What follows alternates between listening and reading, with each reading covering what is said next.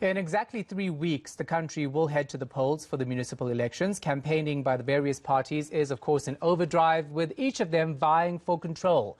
With all of them promising better lives and service delivery, are they really looking out for the best interests of voters? Nhlanhla Lux, Soweto Parliament President, joins me now for more on this conversation. Nhlanhla, thanks for your time. So, what do you think are the key drivers for these local government elections? To be honest with you, we should have had enough voter education. We should have had enough communication on the ground from IEC and more visibility from the IEC, but not all is lost. We still have 3 weeks. We can definitely still get people engaged and ensure that the small problems that are faced, especially in townships, are dealt with seriously. Problems such as electricity, if we can have a fast tracking to solve those problems, I think come November 1st, we'll be able to go through a free and fair election, and a peaceful one at that. Yeah, you're pretty optimistic, it sounds like, because we know that, the party in charge in Soweto, for instance, has failed to sort out this electricity issue for a long time now, but now we're seeing it being fast-tracked. Do you trust political parties that only do things closer to elections?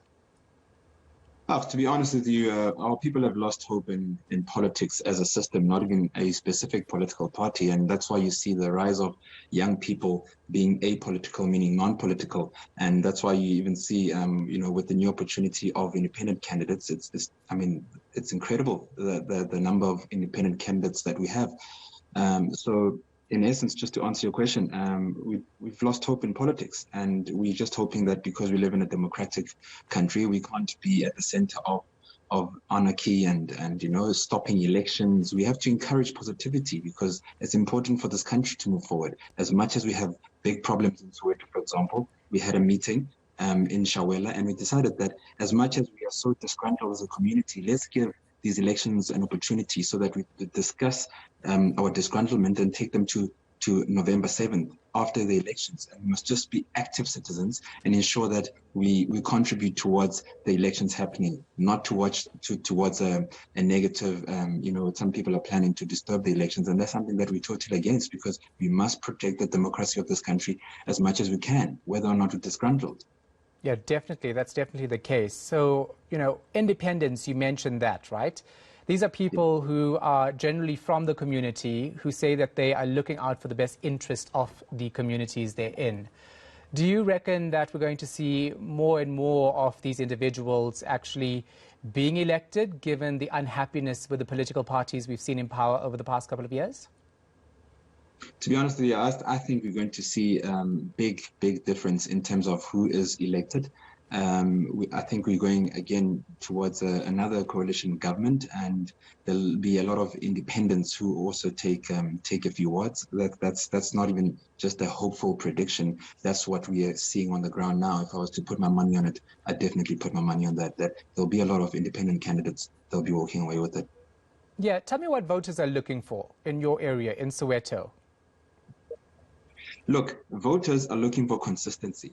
They're looking for consistency in terms of communication. Just be sure that when you're in leadership, whether there's a problem or there's no problem, just communicate with the people on the ground. Because our people have been in serious poverty for the longest time. I don't remember a time when Soweto was actually went through a peaceful year. So our people are looking for a big breath of fresh air. So it doesn't matter who's going to take these elections. Just make sure that what you give to our people is consistency, it's honesty, and it doesn't matter if it means Soweto must be dark for 6 months because we've got a big crisis with electricity. Communicate the truth to our people. We'll go through it. We'll walk hand in hand with you. But if you lie to our people, it's going to be a big problem, because we already are a suffering nation, a very poor nation. So only honesty, integrity, and proper communication will see this country move forward.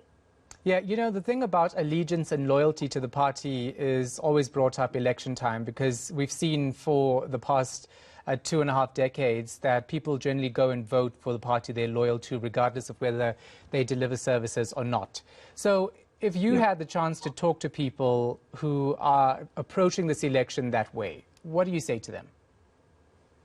Look, at the end of the day, what's important for all of us, media leaders, community leaders, is that we mustn't influence people what or how to vote. but we must always make sure that we are in the forefront of voter education. We must remind people that what's important is that your vote is always your secret, but vote with your mind, not with your heart, because your heart could lead you elsewhere. I mean, you understand, if I must just make a general example, people are in relationships that are toxic as we speak, but they can't leave because the heart is saying no, but the mind knows what to do. So I'm saying, without even trying to sound like I'm advocating for people to vote this way or that way, just use your mind. Use your mind. You're the one that struggles on a daily basis. You're the one that knows which political party has your interest at heart. So make the right decision come November 1st. Yeah, and I think that lots of people are in toxic relationships with political parties. I want to ask you about people who are currently saying they simply don't know who to vote for. We were having this conversation in our newsroom a short while ago, and it's quite worrying for South Africans to think that way. What do you say to them? Because when you don't vote, you're actually not using your democratic right. You're wasting it, in fact. And also, you're leaving the party that's in charge. You're giving them a bigger chance of actually staying there.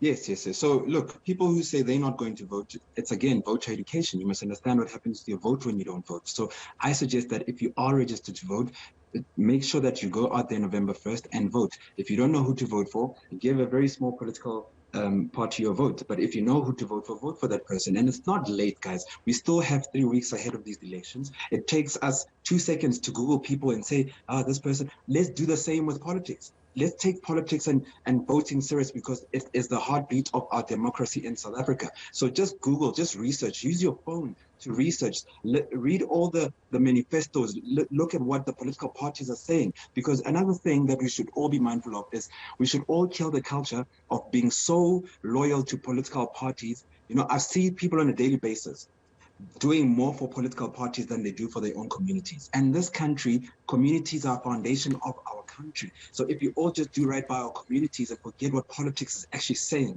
then even from the voting point of view, you'll start voting with what's within the interest of your community yourself, instead of just, political party honoring your logo and your badges of certain political parties.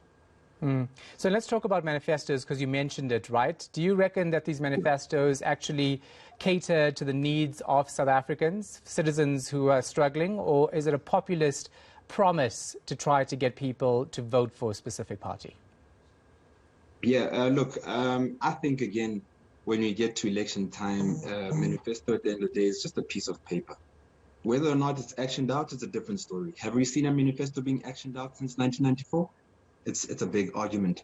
Do we believe the other manifestos from other political parties? I mean, what are their actions saying on a daily basis when there's no elections, on a normal a year without elections? Again, different stories. Some live up to it, yes, but again, I'm very careful here not to be going east or west, saying that people should be neutral, invest in the social education, and Google the manifestos, Google the policies, and Google the actions that political parties have taken before these election times and season. See what they've done. Action speaks louder than words, and then make sure that on November 1st, you make an informed decision, not just a casual, heartfelt decision. All right. Thank you so much for your time and your input. Appreciate it. Nhlanhla Lux, a Soweto Parliament president. You'll remember him quite clearly from Soweto when we saw the July unrest happening. He was one of those people actually stopping the looting.